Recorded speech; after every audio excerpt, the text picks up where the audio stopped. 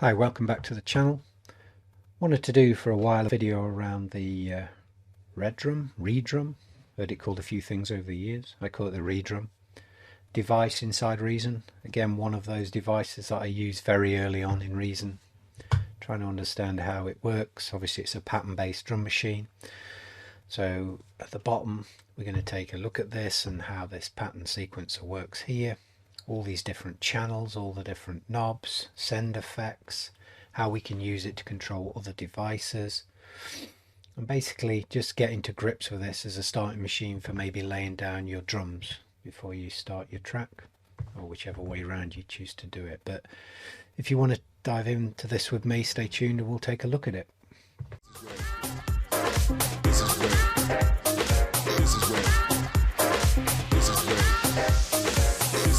we all get down.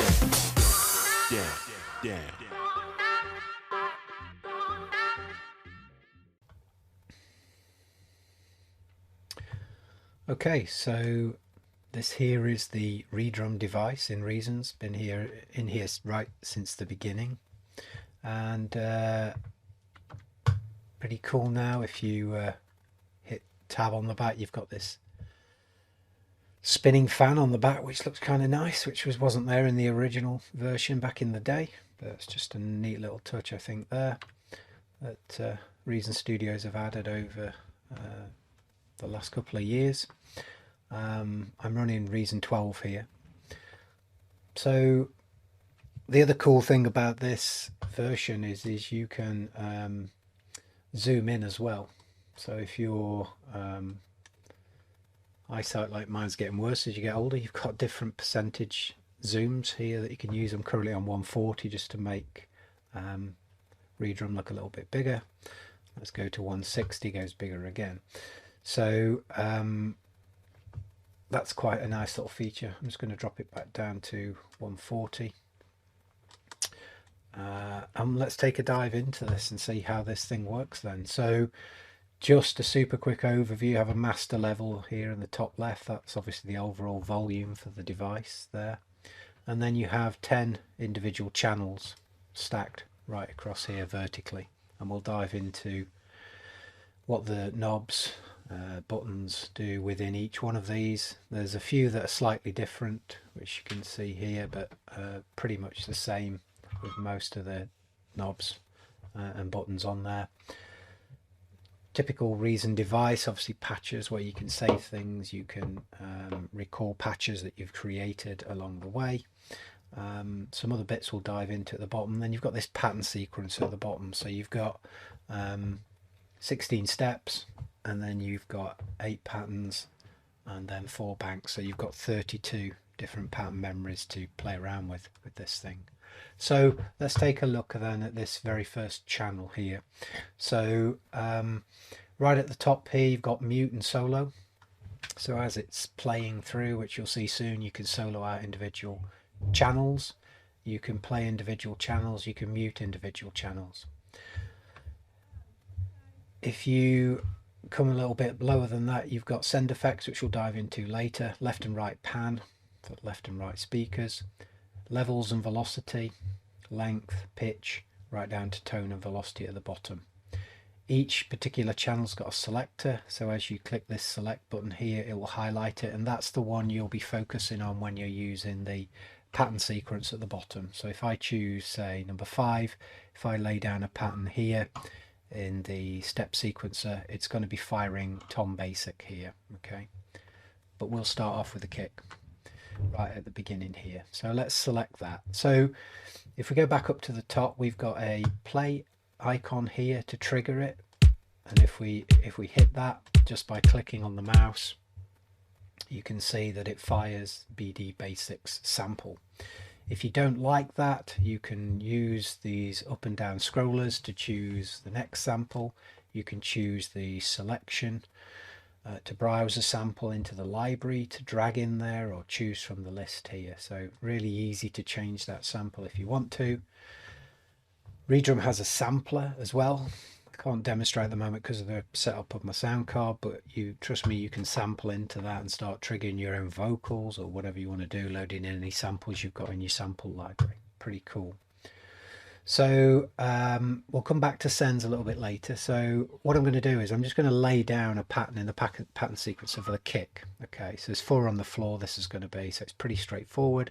So I've got channel 1 selected here. So as I come down to the step sequencer here, I want to program in 1, 5, 9 and 13, which is 4 on the floor. And again, if I hit play here on the transport control at the bottom, nothing's happening. Okay, that's because I need to enable the pattern selection here. So again, if I do that and then I hit play, it will actually fire off the transport control at the bottom. If I don't want the entire track to play, I can just do it by hitting this run button at the bottom here, and you'll get the same effect take place there. So that's pretty straightforward. So that's channel 1 programmed in with a 4 on the floor kick. Next along on channel 2 we have a clap, basic clap. Let's just audition that. So again, same thing applies here. I can come down and select it, and then if you want to program this while it's running, that's fine, you can do that. So let's run this, and obviously we want to clap on 5.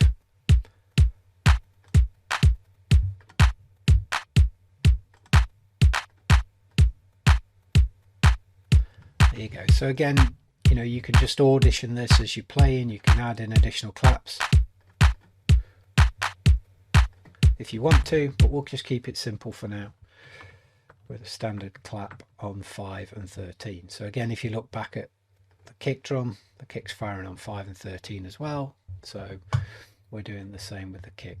So again, you can carry on this process. So we could layer in a snare as well by selecting 3. And again, if we don't like that particular snare, we can just come in and choose another one from here. So I'm going to go with that one and drop the level down a little bit. So let's just dive into some of these icons here, knobs and twisters, and see what else happens here. So if we go back to the kick, and what I'm going to do is solo this one out. So this is the only one that's playing, even though the other steps are programmed in the sequencer, it's only going to fire the kick drum. So here we go. So let's take a look at these. We've got a left and right pan, which will pan that kick left and right. If you want to reset this, you don't want to be doing this, trying to fiddle it to 0. Do a control click if you're a Windows user, and it will reset that dial bang back to 0. We have a level, so obviously the volume, a velocity. We don't want that hitting too hard there. We've also got a length of the sample, so we can tail this back if we want to. Pitch.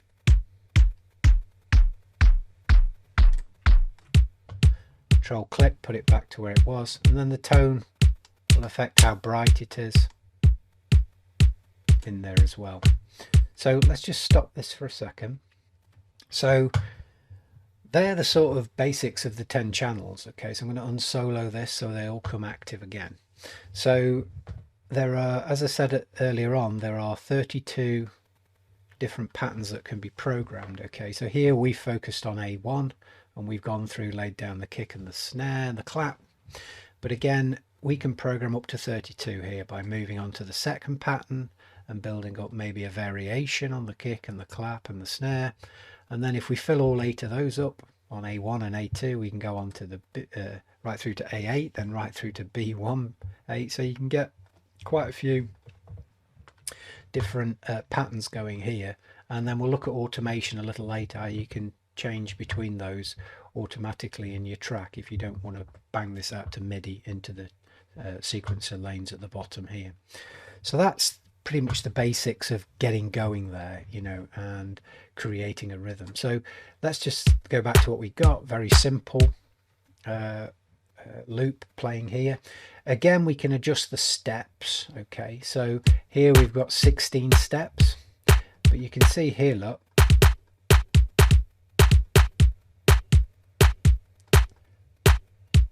so we can go for 8, okay, or back up to 16, or we can go crazy if we really want to. So I'm going to put this back to 16, and that'll just loop as it did before. Okay, so there's some options here. How do you get this thing into a block? I tend to use blocks. If you've seen my other video, which I'll put a link to up here, you'll see how you can use the block system in Reason. It's a lot easier, I think, than just working in Song View. But let's say we're happy with this and this house kit that we set up here, and we want to get this thing into the MIDI notes, into the sequencer lane at the bottom here.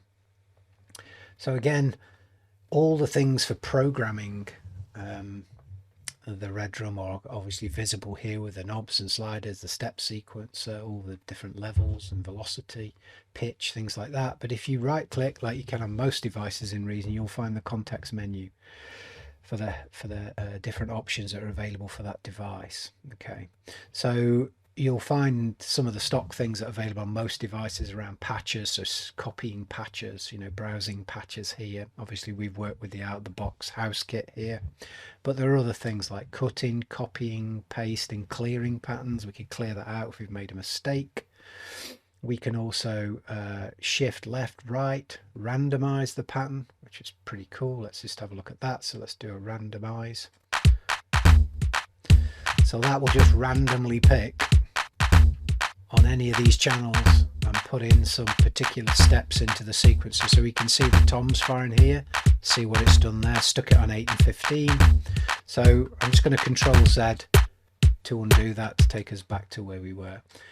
The reason I came in here was copy pattern to track. Okay, so this is one way where you can lay down that as MIDI notes into the sequencer so that you're happy. You don't want to be programming this anymore. So if we do copy pattern to track, you can see what happens here. And if we dive into this particular clip and just expand this up, get rid of the Spectrum EQ for a second, you can see where it's laid down the 4 on the floor for the kick drums here at the bottom. Again, you can audition here inside the sequencer, and you can see where it's laid the clap and the snare on those particular lanes there as well. So I'm going to close that block down. I'm going to get rid of that, and we're going to go back into the rack. Okay, so that is sort of the basics there of laying down a beat.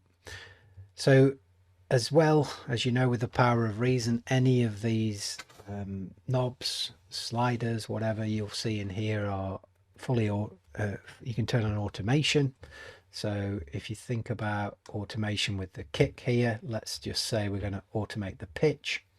You can see here, if we right click, we get this green box around that particular control, which shows an automation lane has been created. We've not actually drawn any automation in here yet, but if we come down here and we'll just create a very simple loop, create a simple loop here. If we go into that, what we might want to do is just create something that varies the pitch here. So if we play this,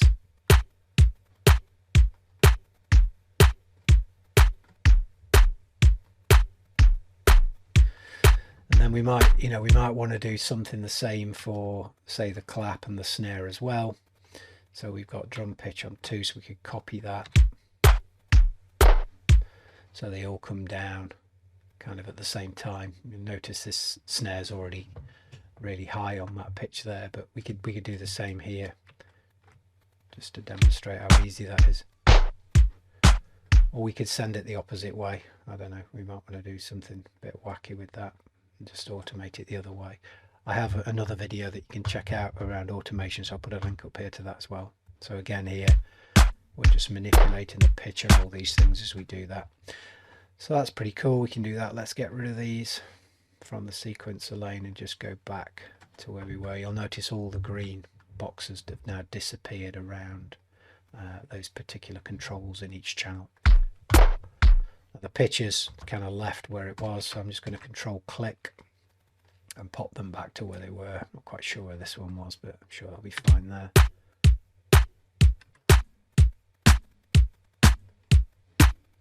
Okay, cool.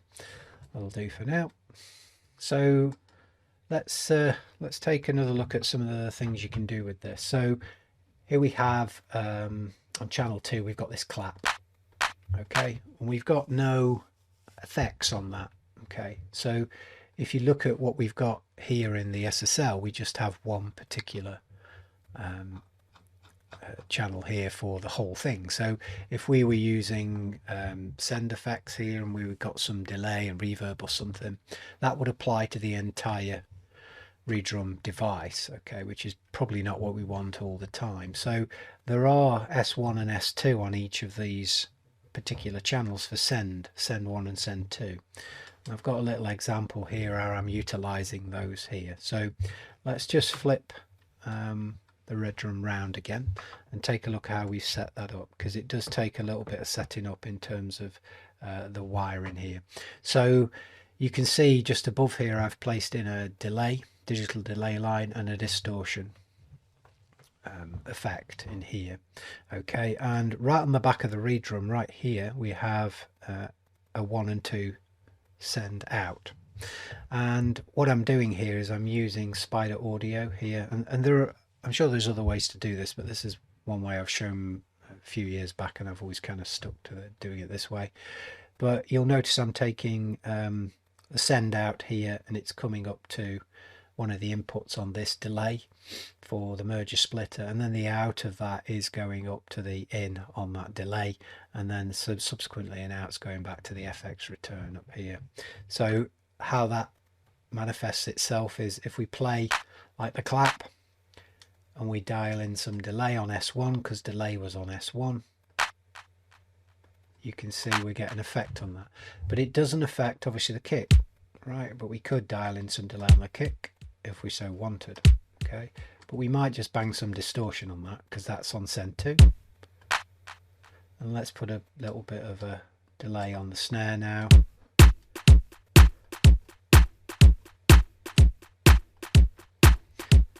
So that's how you can do sends on each of these 1 to 10 different channels that you've got here. So yeah, it's pretty powerful little device. There's some other additional bits down the bottom here that you don't tend to look at very often. Below where you can save the patch here, obviously you can create your own drum kits, whatever you want to do, but there's this high quality interpolation here. So basically if your machine's not up to running Reason too well and you're getting some spikes on the DSP down here and it's not sounding too good, you can turn that off if you want to, and that should help with sort of performance if you do have issues with your machine with not having sort of a high quality CPU or whatever. So you don't always need to have that enabled. If you don't need it, just turn it off, okay? And then you've got here channel 8 and 9 exclusive, okay? And if you look at the documentation that Reason provide with this, it's basically the example they give is if you have a sample loaded into channel 8 and channel 9, basically if a sound is triggered in channel 8, it will be silenced the moment the sound is triggered in channel 9, okay? And the example I think they give is an open hi-hat and a closed hi-hat example. So you might want to have a play around with that and see what you can do with that for channels 8 and 9 here.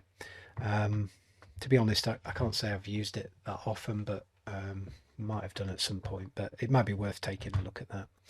So that's something else that you can have a play around with the Redrum. The other thing you can use this for as well is for triggering other devices, okay? So let's put in a Kong drum designer here, and if you take that Redrum holding down shift on Windows and drop it just below here, and you might want to reset it. So again, on the context menu there is a reset device here, so everything clears out nice and clean and fresh.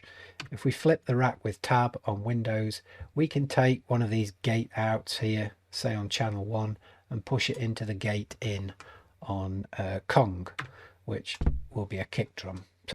If you program the step sequencer here, it's going to fire the kick on the Kong, okay? So BD Kong here, we can fire this with the 4 on the floor again like we did before. Yeah, and then we can lay this down with copy to track, all that kind of stuff as well. So that's pretty neat. And of course, the other really cool thing that you can do is if we just take this away and get rid of that once we've got the original one. Okay, so a cool thing we can do here is we can drag in a matrix pattern sequencer, switch to curve mode, take the curve CV out, drop it into the CVN on channel 1, and then we can go to the curve and draw in a raise in the pitch for the kick. Don't know why you do this, but anyway, here we go. Run this, we solo the bass drum now. You can see the pitch is rising. Let me try. Yeah, so some cool little things you can do with that in there. So one final thing here is, if we take this off here, is we talked about copy pattern to track, which was one way to get that data sent in, the MIDI notes into the main sequencer down here. But also you could use automation. Okay, so we've looked at automating some of the knobs and things on here, but if you right click on this pattern block here, you can edit automation, and again you get that green box around it. What you'll notice is down on this sequencer lane here for the Redrum device, we have this pattern select. Okay, so again, if you're working in blocks here, you could draw in here a particular block, and you'll notice just in the top left here we have a drop down, and you can choose which bank A to D, and which pattern loop 1 to 8. Okay, so we're going to choose the first pattern here, which is just our standard 4 on the floor. Then if we go to the second one, we might do something like, I don't know, we'll still do 1, we won't do the 5, we'll just do the 9, and then on the clap we'll do the 5 and the 13. Oh, sorry, I didn't. You see where you can make a mistake there? You've got to make sure you're selecting the right channel. So I'm going to drop the kick back onto there. Okay, so anyway, you can see a change of variation between pattern 1 to pattern 2. Okay, so if I play this now, you should see that we've got A1, which is our 4 on the floor, and then we've got that weird loop that comes in on A2. Okay, so that would have looped if we'd have put a loop on there.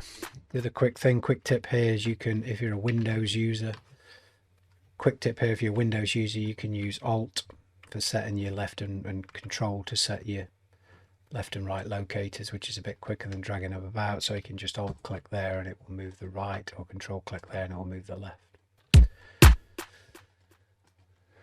Cool. Let's have a look at some of the things here just above these 16 steps here. So we've got resolution here. So if we run our sample through again, this resolution here will follow the tempo of the song. So here again, you could automate this, slow it right down.